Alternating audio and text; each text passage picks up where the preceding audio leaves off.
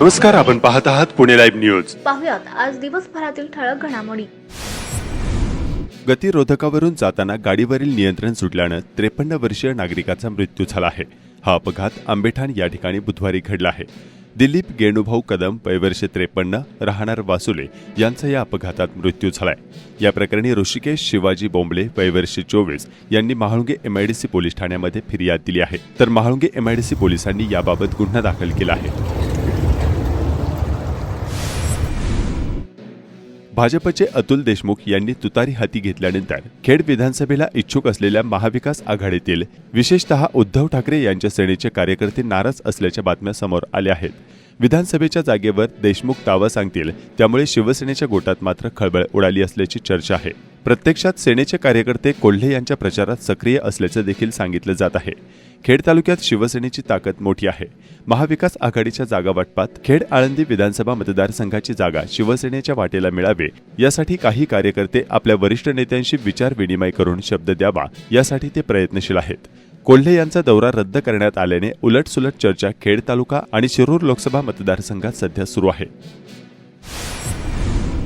भंगार गोळा करणाऱ्या महिलांना समोरच्या दुकानात भंगार का टाकले अशी विचारणा केल्याच्या रागातून एका भंगार व्यावसायिकानं दुसऱ्या भंगार व्यावसायिकाला लोखंडी सळईने मारहाण करून गंभीर जखमी केले. या प्रकरणी महाळुंगे एमआयडीसी पोलिसांनी एकाला अटक केली आहे. हा प्रकार दुपारी 3च्या सुमारास मोई गावाच्या हद्दीतील निघोजे मोई रोडवरील भंगाराच्या दुकानात घडला.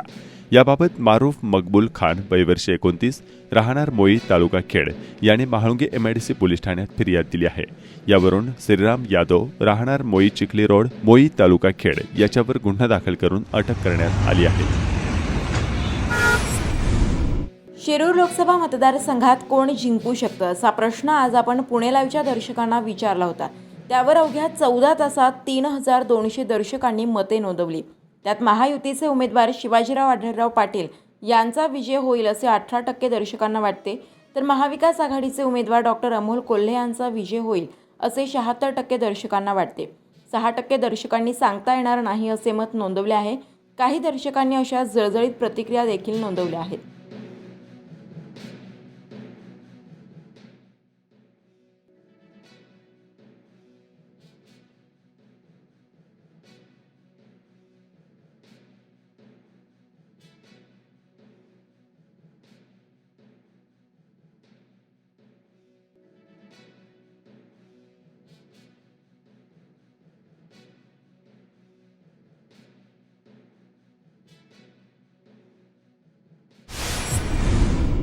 शुक्रवारी 12 एप्रिल रोजी चाकण परिसरात सर्वत्र असे वाहतूक कोंडीचे चित्र पुन्हा एकदा पाहावयास मिळाले.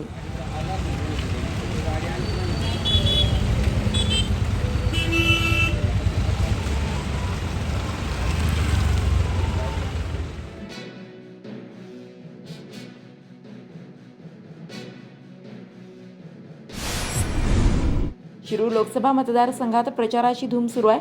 अनेक राजकीय नेते विरोधकांचा असा समाचार घेत आहेत. मी तुम्हाला मगाशी सांगितलं, बोरसीमध्ये मागच्या वेळेस 38,000च्या पुढे होतं. मी 1 लाखावर देणार.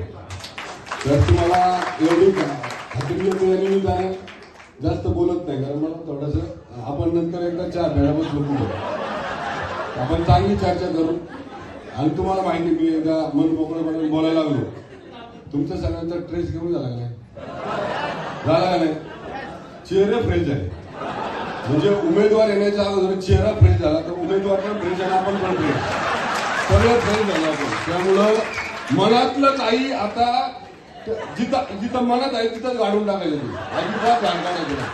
आता सगळं काही आपल्या प्रदेशाध्यक्ष आपल्यासाठी आपला पक्ष महत्वाचा, आपल्यासाठी आपला देशाचा सुरक्षा महत्वाची, पंतप्रधान महत्वाचा. मी आपल्या सगळ्यांना मनापासून या निमित्तानं विनंती करतो, येणाऱ्या काळामध्ये शिरूर लोकसभेचा आमदार हा महायुतीचा असणार आहे.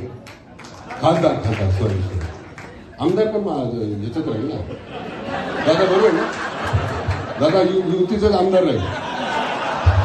शिरूरचा सुद्धा आमदार युतीचाच राहील. खेडचा सगळे युतीचे आमदार राहतील ही खात्री तुम्हाला देतो. खासदार पहिलं काय होणार आहे? कुठल्या पक्षाचा, कुठल्या विचाराचा होणार? आपल्याला पंतप्रधान कोण करायचंय? आपकी बार जय श्रीराम.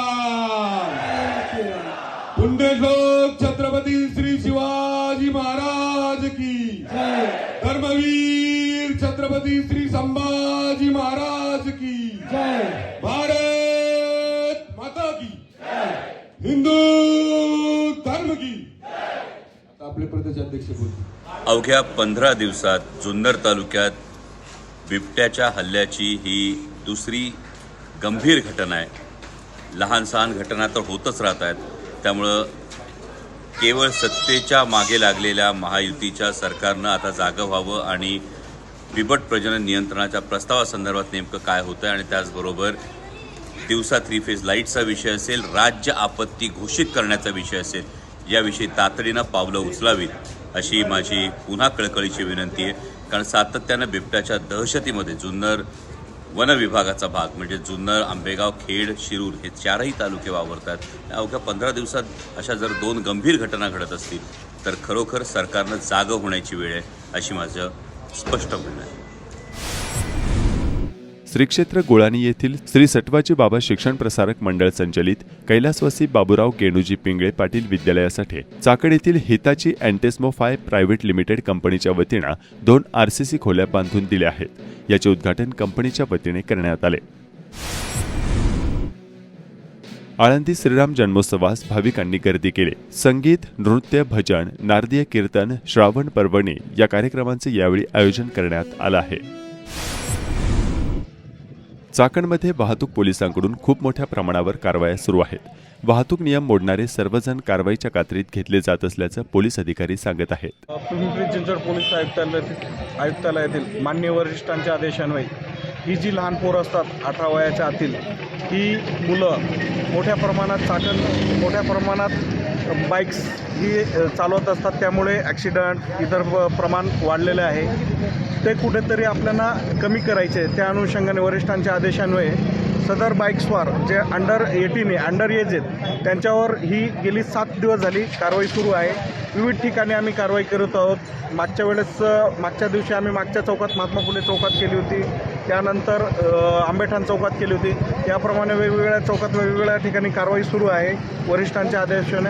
आणि या कारवाईमुळे मोठ्या प्रमाणावर जी अल्पवयीन आहेत त्यांच्या चालक मालकावर कारवाई करण्यात येत आहे आणि मोटर व्हेकल ॲक्टप्रमाणे त्यांच्यावर एकूण 10,000 रुपयाचा दंड ठोठावण्यात येत आहे। त्या कारणाने ही जी कारवाई सुरू आहे त्या कारवाईनंतर बऱ्याचशा मोठ्या प्रमाणात चाकण विभागात जी अल्पवयीन मुलं वाहनं बाईक चालवत होती त्यांच्यावर मोठा परिणाम झालेला आहे। व आता तुम्ही बघू शकता की मोठ्या प्रमाणात आता त्यांचे जे प्रमाण पूर्वी जे जास्तीचं होतं ते आता कमी झालेलं आहे। तर या प्रकारे जो हा इम्पॅक्ट घडलेला आहे, आम्ही जी कारवाई केलेली आहे त्याचा हा मोठ्या प्रमाणात इम्पॅक्ट घडलेला आहे, त्यामुळे ही कारवाई मोठ्या प्रमाणात आम्ही करण्यात आलेली आहे। चाकणमध्ये यंदाच्या वर्षी देखील रामनवमी उत्सव खूप मोठ्या प्रमाणावर साजरा होणार आहे।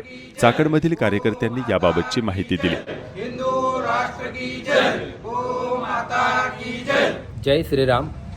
अखंड हिंदू राष्ट्राचं एक आराध्य दैवत प्रभू श्रीरामजी, ज्या प्रभू श्रीरामजींची तुलना आपापल्या संत महापुरुषांनी उदात्त भावनेने निश्चितच केलेली आहे। ज्या प्रभू श्रीरामजींना म्हणलं जातं सर्वा घटी राम देहादेही एक, सूर्यप्रकाशक सहस्ररश्मी। जे प्रभू श्रीरामजी समस्त सजीवांच्या अंतर्गटामध्ये साक्षात विराजमान आहेत, अशाच प्रभू श्रीरामजींची एक श्रीरामनवमी ही भव्य दिव्य साजरी करण्याची संकल्पना चाकणमध्ये सुरू केलेली आहे।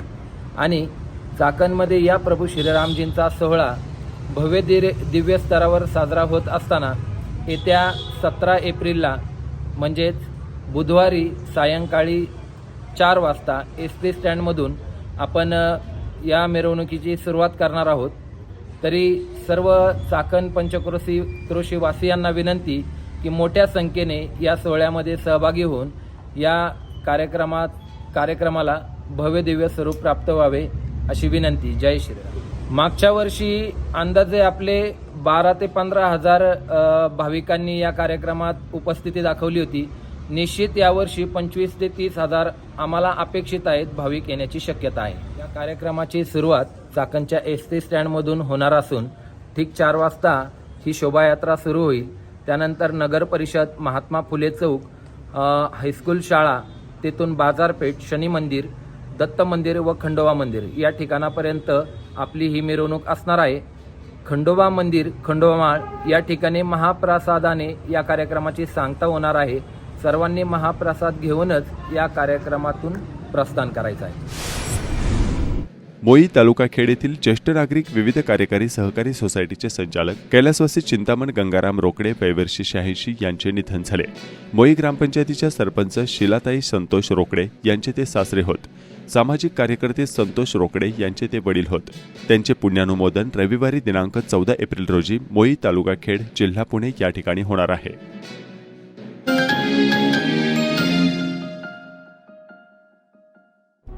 नमस्कार, आपण पाहत आहात पुणे लाईव्ह न्यूज.